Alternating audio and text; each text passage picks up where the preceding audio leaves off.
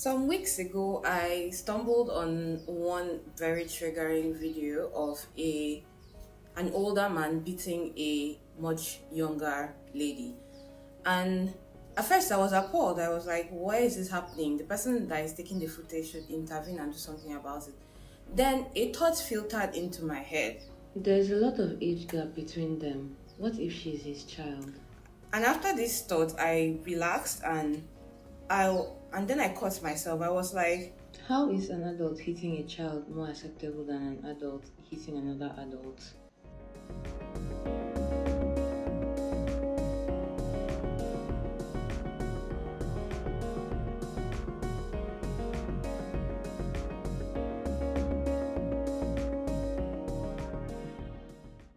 don't you just love it when someone that is in a position of power above you treats you like subhuman? I know I do. Like, there's nothing better than the feeling of powerlessness, the feeling of being trapped and unable to escape because I depend on this person for sustenance. It's so goddamn fulfilling that I can't express my pain or anger because if I do so, I could be struck, berated, or starved. Like, it is so much fun. You don't need to invest in time or effort that it takes to empathetically and patiently guide me. No, no. Striking and yelling allows me to thrive. Like, look at me. I turned out fine.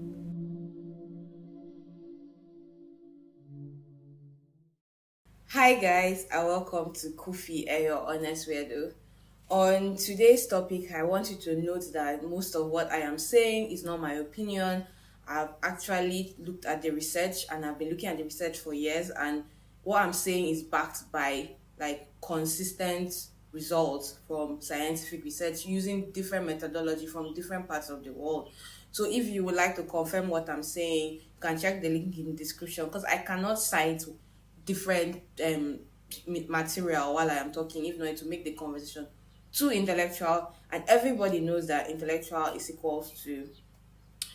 So if you are a returning subscriber, I love you, welcome back. How have you been? And if you are a new subscriber, because I'm hoping that you've already subscribed if you're watching this video and you're not yet subscribed, welcome. On this channel, I talk about psychology and philosophy in a way that relates to mental health and social issues. So now that we have gotten that out of the way, let's dive back in to why you did not turn out fine.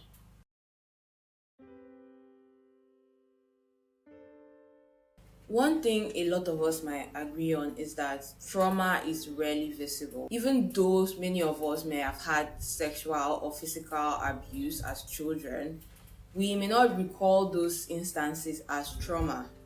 But I'm sure a lot of us can relate to the fact that there are memories that when they come up, we have feelings of fear, anger, sadness, shame, and all of that, and we force it down, we suppress those memories so that we won't have to deal with those feelings. Most times, trauma causes us to behave and react to our life as it goes on in ways that are unhealthy and dysfunctional.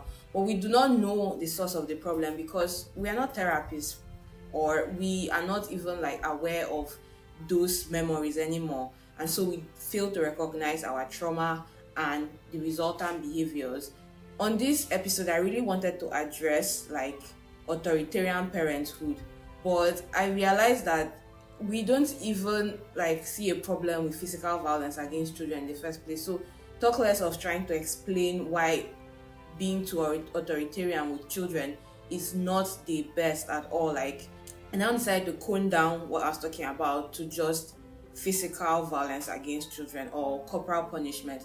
And I'm not even interested in delineating the difference between corporal punishment and physical abuse because it gets blurry, the differences.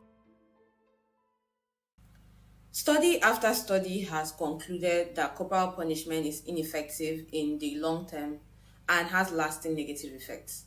In fact, the extent of agreement in the studies on corporal punishment about it being bad are like so unusual for social sciences, where you do one research and to say this and you do another research and you say different thing. But like all the research agrees, physical punishment is hurtful for child outcome. And while its effects are mitigated in a society where it is normal to beat children, like the negative effects are reduced when the society sees as normal to beat children, it doesn't change the fact that they exist. In fact, the only positive benefit of physical punishment is immediate compliance. But even for this immediate compliance, like most of the research is it conflicts. Like sometimes it is positive, sometimes it doesn't actually work. And another problem with immediate compliance is that there are other ways to get immediate compliance that don't involve physical force. Not just that, another problem with physical punishment for immediate compliance, that after a while it stops being effective. And I know a lot of us can even relate to that, like being beaten, and after a while we got used to being beaten and it just was nothing anymore. In fact, for me personally, I felt like being yelled at, being talked to over and over and over, which is also bad, but I can't touch it on this video because to make the video too long. But being yelled at was even more stressful for me than the threat of being beaten or being beaten at some point in my childhood. Ideally, the objective of discipline should be to guide a child's moral, emotional, and physical development in a way that enables them to take responsibility for themselves and their actions as they get older. But what does physical punishment actually do? Physical punishment reduces moral internalization. Moral regulation and internalization means being sensitive to wrongdoing and appropriate conduct. This sensitivity translates to the ability to restrain oneself from misbehavior and to correct damage caused by inappropriate behavior. Basically, the whole objective of discipline is defeated when you strike a child. The child doesn't learn that X is bad because it causes so and so, as they would if reasoning and explanation was the mode of correction. Instead, they learn that X is bad because my caregiver will physically harm me. So when there's no caregiver to beat me, what now happens? Besides diminished moral internalization, physical punishment is associated with increased child aggression. And this is one thing that I've really noticed, because like, how are you teaching a child that violence is an effective and in fact go-to measure or method of ending conflict, and you're teaching the child that and then you expect the child not to be violent? How? And sometimes parents will beat a child for being violent. Like, what does that even mean? You're giving conflicted messages. And another one is that it also lowers intellectual like attainment, and it causes mental issues like depression, anxiety. I cannot even go into explaining how this happens because I'm not the expert. You can check what the experts have to say in my description.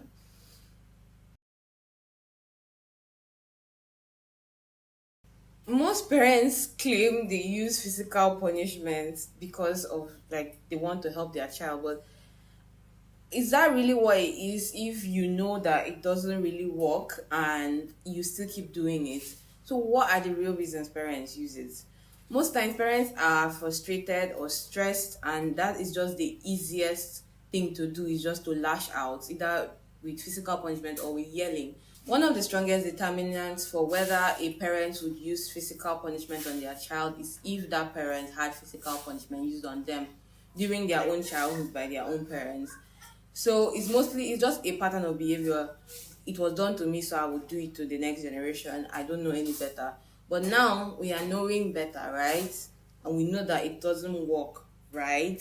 So we are going to try, even though it is difficult, to break this pattern of behavior that is known to cause many problems, including mental health issues and like poor moral behavior in the long term, right? This kind of parenting typically enforces the idea that might makes right. If you will power, you can do whatever you like. Like, I feel it leads to tyranny, and you can see this in Nigerian society. The way people in power treat the people that are under them, they don't feel like they should be held accountable to the people that they have power over. And I feel like the blueprint for that is the way we related with our parents. Then even our relationship with our parents, many of us don't want to talk to our parents. Our parents may have been too strict or emotionally unavailable and violent when we were children. Many of us even have like a weird definition of what love is, and we misunderstand how love should look. Oh my god, I hate long preachy segments, so I'm just going to have to lighten the mood. This is 1:23 a.m. and I am awake the night before this video goes up, editing. I don't wanna do this anymore.